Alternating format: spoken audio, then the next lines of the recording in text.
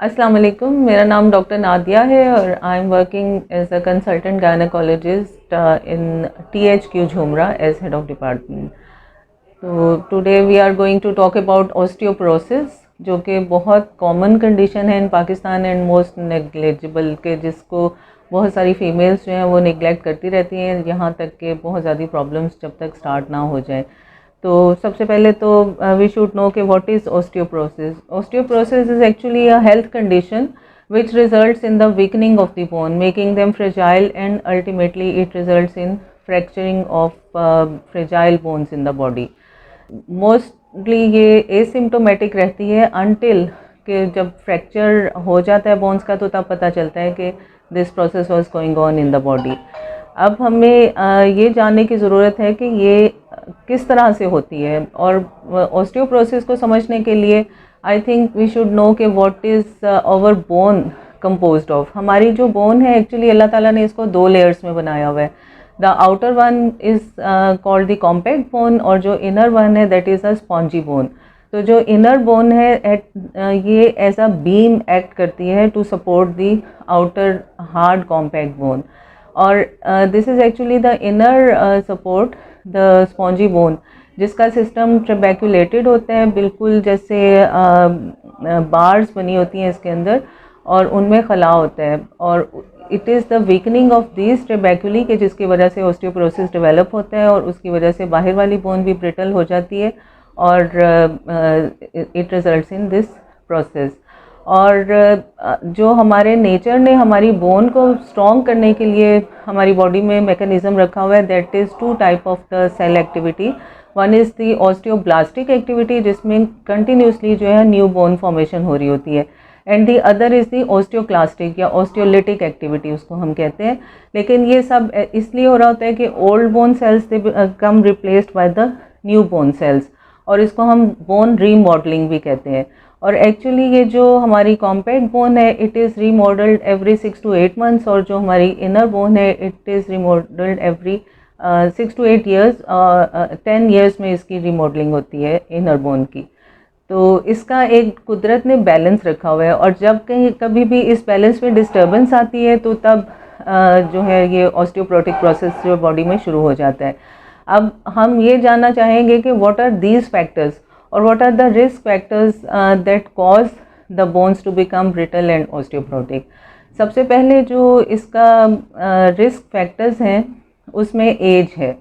अच्छा, अब इसका हम मैकेनिज़्म देख लेते हैं कि किस तरह से ये हो रहा होता है। जैसे मैंने आपको बताया कि रीमॉडलिंग कुदरत ने बनाया हुआ है एक मैकेनिज़्म, जिसकी वजह से हमारी बोन स्ट्रॉन्ग हो जाती हैं।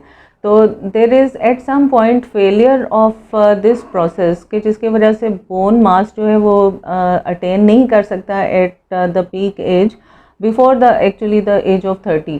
तो ये जो पीक बोन मास हमें नहीं मिलता, तो फिर ये ऑस्टियोपोरोसिस की तरफ जाना शुरू हो जाता है प्रोसेस हमारा। और जो रेट ऑफ बोन रिसॉर्प्शन या फिर बोन की जो डिस्ट्रक्शन वाली एक्टिविटी है it exceeds the osteoblastic activity. ये दो जो प्रोसेसेस हैं जब ये हो जाएंगे बॉडी में, तो फिर ऑस्टियोपोरोसिस का फिनोमेना शुरू हो जाता है। और ऑस्टियोपोरोसिस जो है उसको हम दो टाइप्स में डिवाइड करते हैं, एक प्राइमरी और एक सेकेंडरी। अब जो प्राइमरी है उसकी भी दो सब टाइप्स हैं, उनमें से एक को हम मेनोपॉजल कहते हैं और सेकेंड वन इज़ सेनाइल।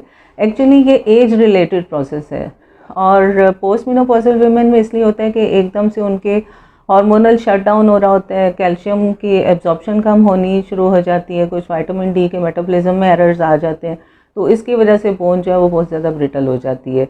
और जो बोन ज़्यादा अफेक्ट होती हैं या हमें पता चलता है कि ये प्रोसेस हो चुका हुआ है, that is the problems occurring at the lower vertebral column, कि कमर की दर्द शुरू हो जाती है, कभी कभी तो बहुत सीवियर पेन होती है, कभी हमें मतलब अगर अर्ली एज में शुरू हो जाए तो फिर बोन की डिफॉर्मिटी भी शुरू हो जाती है, और वो बंदा जो है उसका झुकाव पैदा हो जाता है, काइफोसिस की तरफ चला जाता है। और प्राइमरी ऑस्टियोपोरोसिस की सेकंड टाइप है सीनाइल ऑस्टियोपोरोसिस, जो एज रिलेटेड है, और मैन वीमेन दोनों में इक्वली इसकी प्रेवलेंस है।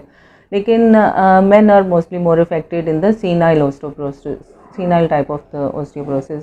और इसमें जो बोन्स अफेक्टेड होती हैं वो लॉन्ग बोन्स हैं, जैसे proximal part of the humerus और पेल्विक फ्रैक्चर्स इसमें कॉमन होते हैं। अच्छा, अब जो सेकेंडरी फॉर्म है that is related to the deficiency of either body के अंदर जो चीज़ें बन रही होती हैं और या फिर हम बाहर से कोई ड्रग्स ले रहे होते हैं, तो उसके इन्फ्लुएंस की वजह से ये सेकेंडरी ऑस्टियोपोरोसिस डेवलप होता है in the human body.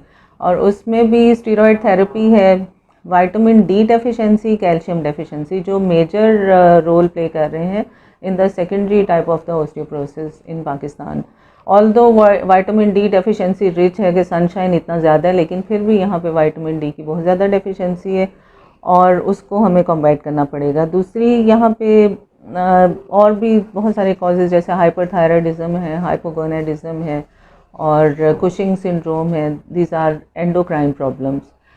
Oestrogen depletion जो है it plays in important role, either it is primary or secondary. जैसे प्राइमरी में तो अर्ली एज में भी मीनोपॉज में फीमेल्स चली जाती हैं और एट द एज ऑफ 30 उनकी चूँकि एस्ट्रोजन्स कम बन रही होती हैं, कैल्शियम मेटाबॉलिज्म डिस्टर्ब हो रहा होता है, तो इसलिए उनमें भी ऑस्टियोपोरोसिस के चांसेस बहुत ज़्यादा हो जाते हैं।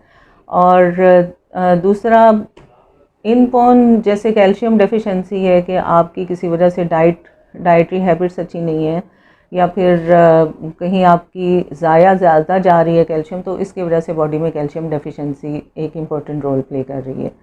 सो these are the risk factors और the causes for the osteoporosis. अब हमने इनको कैसे डील करना है? सबसे पहले तो हम सप्लीमेंटेशन अपनी ज़िंदगी में उसको बहुत इम्पोर्टेंस देनी चाहिए, जो कि हमारी पाकिस्तानी ख़वातीन बिल्कुल भी इसके ऊपर तवज्जो नहीं देती, ना तो डाइट के ऊपर और ना ही कोई एक्स्ट्रा सप्लीमेंटेशन के ऊपर।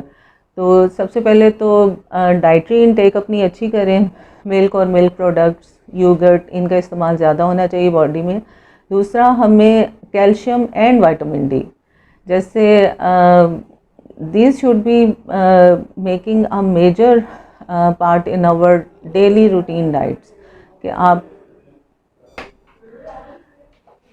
अपनी डाइटरी हैबिट्स अच्छी करने के साथ साथ हमें अपनी ज़िंदगी में सप्लीमेंट्स का भी इस्तेमाल बहुत ज़रूरी करना चाहिए, ख़ास तौर पे after the age of 50 years, क्योंकि 50 से 75 ईयर्स तक की एज जो है जिसमें मोस्टली वुमेन इफ़ेक्ट होती हैं और इसका पता तभी चलता है जब कोई एक्सीडेंटली कोई फ्रैक्चर हो जाए बोन, या फिर आपको बैठे बैठे पता चले कि कोई बोन फ्रैक्चर हो गई है, तो उसके बाद पता चलता है जी ऑस्टियोपोरोसिस। सप्लीमेंटेशन के लिए we have a very good product by the name of injection sunny D, very easy to remember, sunny for sunshine and D for vitamin D. तो ये जो इंजेक्शन सनी डी है we prescribe every 1 week for the loading doses, और या फिर जिनमें ज़्यादा problem है, सीवियर बैक एक है और हिस्ट्री है कुछ ऐसी, तो उनको हम पहले ये इंजेक्टेबल पे डालते हैं और then we can switch on to capsule sunny D which is taken daily for 3 to 6 months. So I think this is a very good remedy for the osteoporosis and the women which are at a higher risk to the osteoporosis. Thank you very much.